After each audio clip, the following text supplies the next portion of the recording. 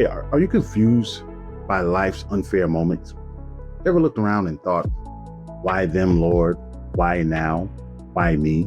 Well, guess what? You're not alone, and you're not without hope. When we look at Job, the first chapter, 8 through 12, it actually tells us about a man who was upright, who was blameless, and still faced unimaginable loss. Romans 8:18 reminds us, I consider that our present sufferings are not worth comparing with the glory that will be revealed in us. Why am I saying all of this? Because this question, why do bad things happen to good people, is one of the most common and most painful questions that we ask. And guess what? It's okay to ask it.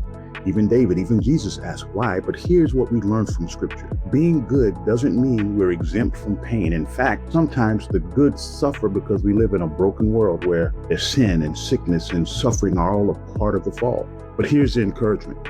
Suffering doesn't mean God has left you. In fact, scripture tells us he's closest to the brokenhearted. We see that in Psalm 34:18.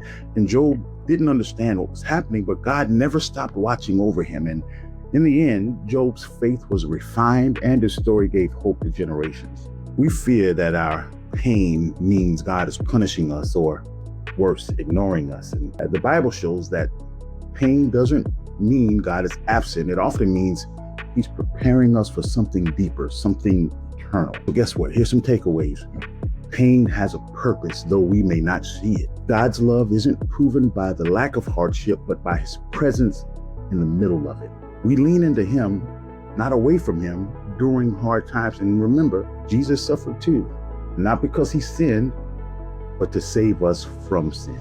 So if you're walking through something painful, just know this. Know that God sees, God cares, and God is near. And if you're struggling with anything, just drop a comment below and join us this Sunday at Servant Church, where broken hearts find healing.